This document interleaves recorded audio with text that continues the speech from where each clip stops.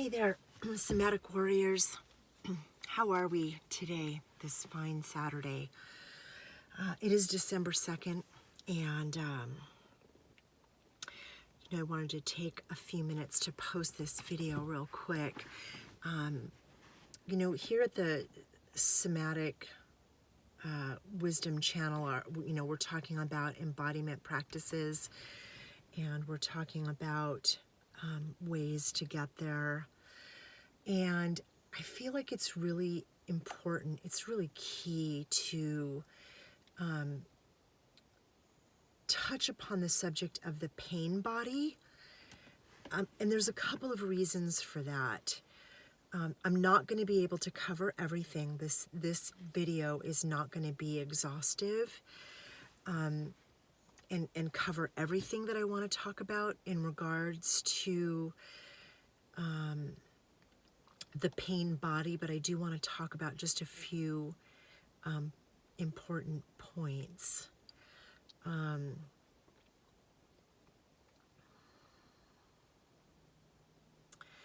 pain body can be many things. Pain body can be the result of ongoing chronic health issues. Pain body can be the result of acute pain, acute injury, acute trauma.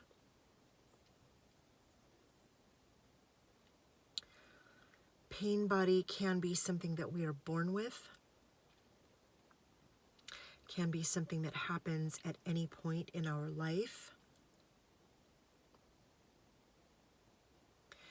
The pain body can also be an emotional, a psychological, a spiritual manifestation. Pain body isn't just relegated or reduced to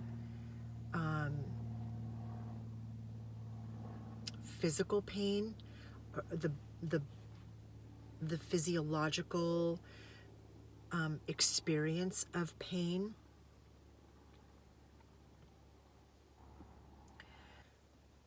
People are going to experience the pain body in very different ways, and their relationship to their own pain body is going to be very different from someone else's.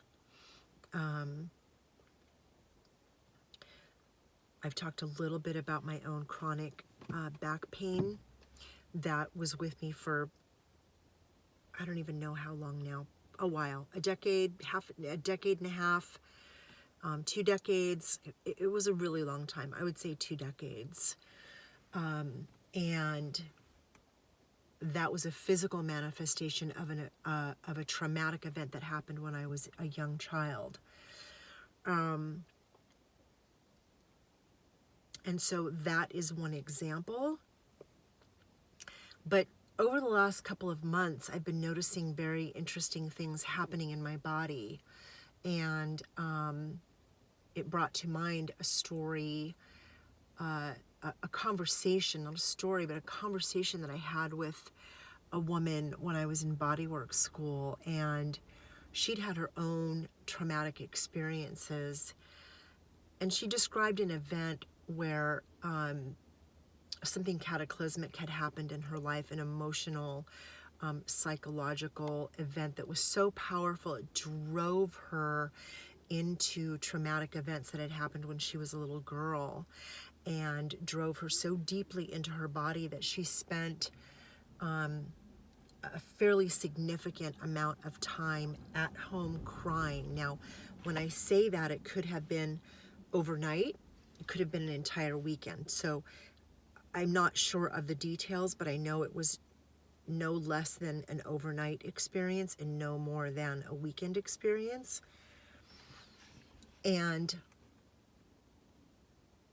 the result of that was an incredible soreness in her body, areas where she had bruising that had come to the surface, and an incredible deep sense of soreness and fatigue, as if she had been physically assaulted. And her experience of this was so deeply profound that she felt as if every horrible thing that had happened to her as a child had culminated in this cellular memory release in a very short period of time. And then all of a sudden it was gone. And the reason she and I were having this conversation is that I was having this very strange pain in my arm. It felt very sore, very achy. And if you just gently cupped this arm, I would immediately break into tears. I immediately started crying. And the only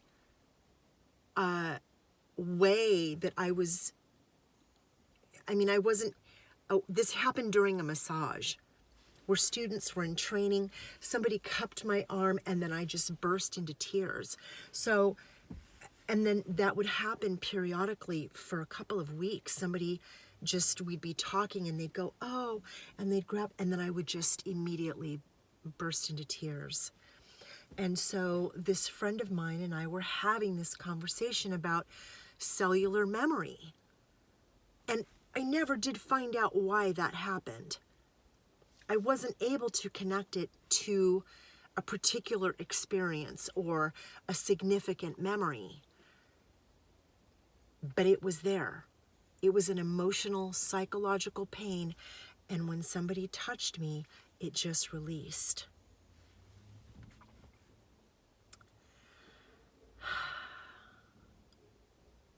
I think the body is an amazing, magical, mysterious, deep well of knowledge. And it's so vast that I think our Western medical model just doesn't have a clue. And I think only in the healing arts that are considered alternative medicine are we really aware, becoming more aware of what this vessel is, what it does, the potential that it holds, the magical, mysterious unfolding that we may never even completely be able to wrap our minds around. Certainly as a body worker, a massage therapist, a holistic health practitioner for more than 2 decades, I am still utterly floored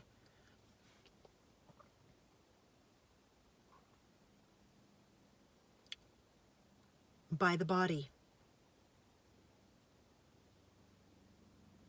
And so when I'm talking about the pain body, I'm talking about only what we know about the pain body, but I'm also talking about what we don't know about our own pain body. My thyroid's out of whack.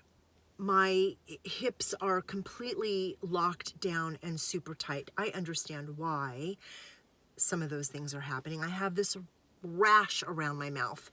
I've seen this before. I'm getting the headache thing again up here. I've talked about my mold toxicity exposure in the book, maybe also in other videos. And these are the things that I'm experiencing and dealing with in regards to my own body. But I've also been around people in the last month who've been experiencing extreme pain body moments, like going to the emergency room in so much pain. And it's heartbreaking to see. It's heartbreaking to watch. there's injury there, there's trauma there, there's all the things. And as they said today, you just throw the kitchen sink at it. You just throw everything at it to try to handle this pain body experience, because being in pain like that is horrific. And we just want it to stop and go away. And I remember with my own chronic back pain, as I was throwing the kitchen sink at it, what is going on here? Let's have some x-rays, let's do an MRI. What is happening? This is happening more frequently. I'm having to dial my own private practice back a little bit because I can't carry my table. Let's do some art. Let's try this. Let's do physical therapy. Let's try acupuncture. Let's do all the things. And as things started to kind of unwind a little bit, I was getting some relief. I actually remember the first day I didn't have pain. And that was a shocker for a lot of reasons. One, because I was having a moment where I didn't have pain, and it had been so long since I'd had a day with no pain.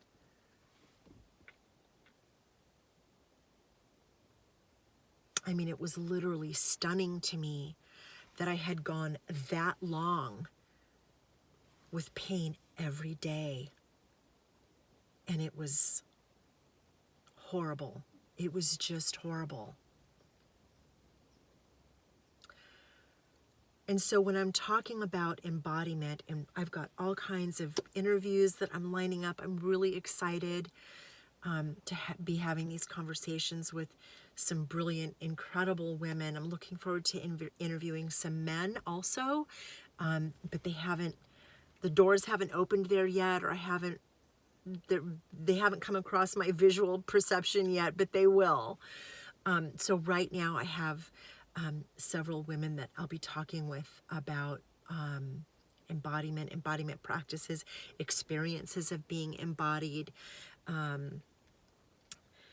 the body at a certain age, and really looking forward to that.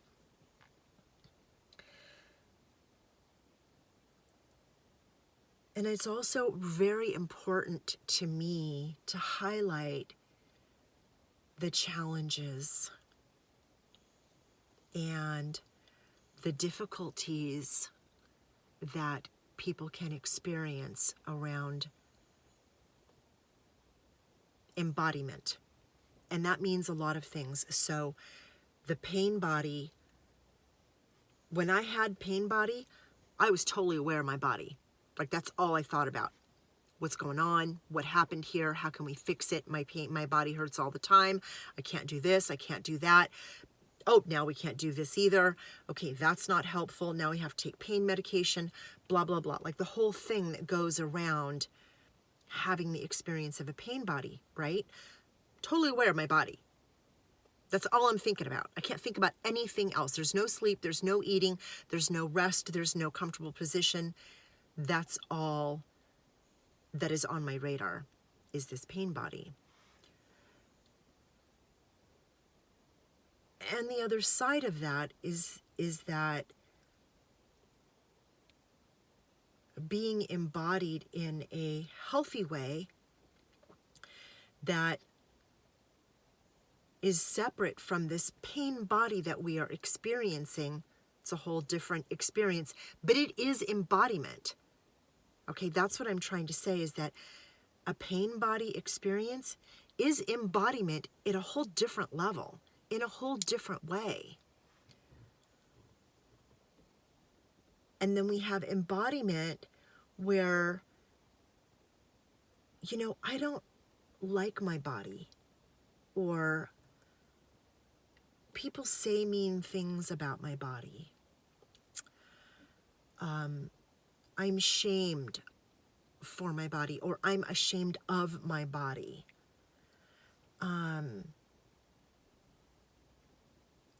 People are overtly worried about my body.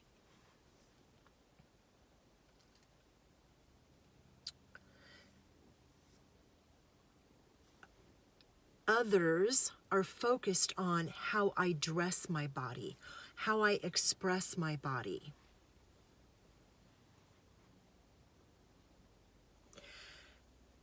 And just those examples that I've given, those examples that I have given you, can sometimes be a deterrent for embodiment. If the experience of external perceptions or opinions is that there's something wrong with my body, is that helpful? Does that help a person become more embodied, or do they dissociate? And so I want to acknowledge that I'm aware of the nuance around embodiment, and that it might be difficult for some people to be in their body, whether it's because of a pain body. I want to be in my body in a different way than just the pain body, or this external narrative of people are all about my body, watching my body, looking at my body. My body feels like a freaking target sign. And I don't want to be thinking about my body, because clearly they're thinking about my body enough for the both of us. Those kinds of experiences, the lived experience of being in a body, this body, is different for every person. And so this channel is really about all of those things, because they're all important. They're all important experiences. And so if you're seeing this and you would like to come on and talk about your experience, please send me an email, because you're not the only person out there, and other people may need to hear from you, may want to hear from you. Maybe they won't feel so alone. Maybe it will help you not feel so alone, to just be heard.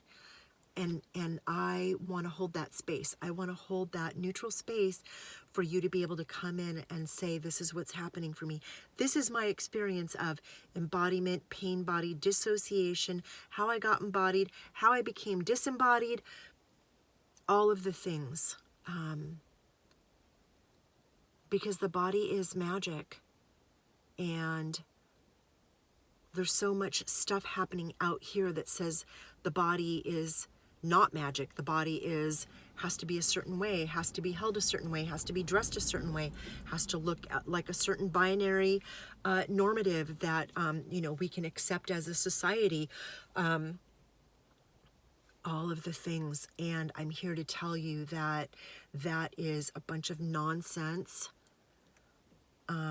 because each body holds memory, holds injury, holds recovery, holds health, holds wisdom, and it's all different for each person. If it were the same, life would be boring, right? And so here at Somatic Wisdom, we honor all of the experiences of the body. We honor you as a unique individual. We honor your experience of your body as being true for you.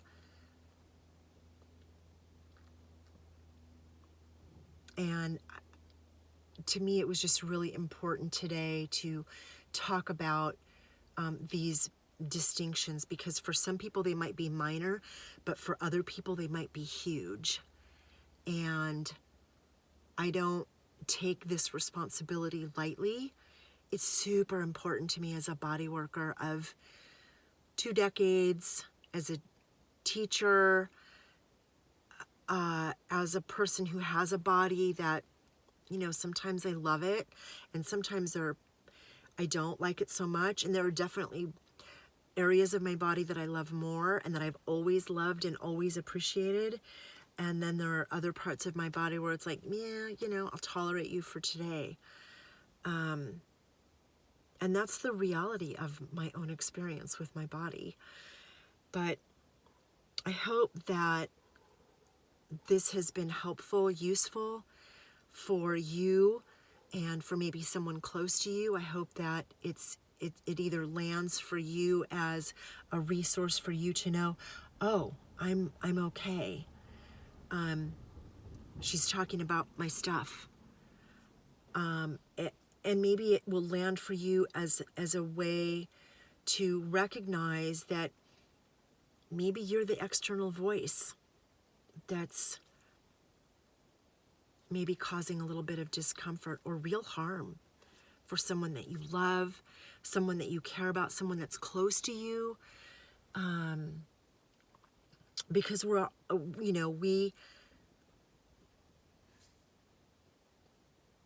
we can find better ways to support one another, and to show up for one another and to be embodied for ourselves and for the people that we love and the people around us.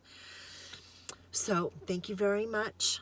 And please be good to yourselves. These are very, very hard days, very painful days. And, do what you can in the moment. Take care of yourself as much as you can in the moment so that you are able to show up in the next moment for the people around you. And I offer a deep bow of gratitude to everyone out there, and I'm sending you my love. And please take care of yourself. What can you do? What needs to be done in this very moment? Okay? And we will talk again soon. Take care.